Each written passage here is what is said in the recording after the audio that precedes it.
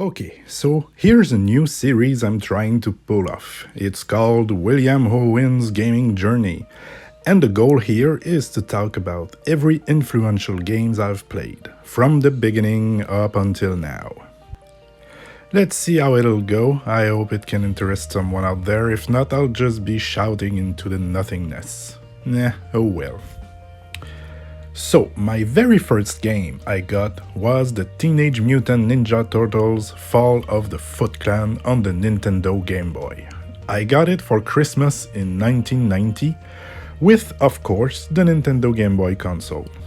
The console itself came with Tetris, but as a 5-year-old, it didn't really interested me. My parents probably knew it would be the case, and they added the Turtle game with it. Fall of the Footclan is a simple side-scrolling action game. There are 5 stages and no save system. You had to beat it in one sitting. When you die, you can continue with one of the 3 other turtles you had, and when the 4 turtles were defeated, it was game over. You had to start back at the beginning. The footage you're seeing is from the channeled World of Long Plays. As I have no means for playing this game anymore, I sold it with the Game Boy back in the days, and yeah, I have some regrets. By the way, there's a secret here. If you hit the wall just below the pipe, it would lead to some kind of pizza minigame from what I remember. The game is played in its entirety and the video is 26 minutes long, so it's quite a short game. Nonetheless, from what I remember, it took me around 3 months to beat it. I remember my dad was the first one to beat it, long before I did, with the Game Boy plugged near the kitchen counter. Because you see, the Game Boy was powered up by 4 AA batteries, and that didn't lasted very long. And so when the power light, which was supposed to be green, turned red, you had to plug it real fast. If not, it was just shutting down and you would lose all your progress. So I remember I was in bed, and my dad run to the kitchen and he plugged it in and he finally beat it. Yeah, that was quite the thing. Anyway, to continue the story. My parents didn't wanted me to play video games too much. It was kinda new back in the day. Video games were not as mainstream as they are now. And to circumvent that, I was getting up very early, like 5 a.m., to play up until 6 a.m., which was the real time I was supposed to get up on weekdays. So if any one of my family listening to it, yeah, well, my terrible secrets will be known. It was a very different time back then. There were no internet, and video games were not as mainstream as they are now.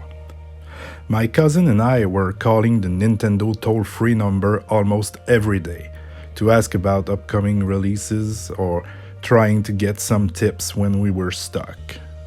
I say trying because that service was usually given through another phone number which wasn't free. The free phone number, I think, was like 1-800-277-3700. I think, if I remember right, I think that was the number that we were calling. And as I say, it was pretty much the only way to get information back then. Video games were not discussed in newspaper and at that time I'm not even sure Nintendo Power, the magazine, existed yet, or if it did, it was not available where I live. I don't think so, at least. Being a French place, not everything gets localized, at least back in the days. And we didn't understood English at all. So, anyway, we were calling there every day.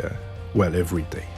Maybe I'm overdoing it a bit, but we were calling very, very often to get tips and news of the Nintendo games. Okay, so just as a fun side note, the music of this game is made by Michiru Yamane, the same woman that made the music for Castlevania Symphony of the Night and many, many other Castlevania titles. So, yeah, just a little fun thing. So anyway, that's how my passion for video games started. Even today, looking at the playthrough of World of Long Plays, I still feel lucky to have started with that. I think the game holds up pretty well compared to other games from the 90s. If you want to get a really nice in-depth look at the game, I urge you to go look at the video made by Top Hat Gaming. The link is in the description. It's very, very interesting. And let me know what you think of that new series I'm trying, how I can improve, or maybe you can tell me I should just drop it. But I'm giving myself like 3 episodes or so to get it going, as I hope to improve the formula over time. Anyway, thanks for watching and bye bye.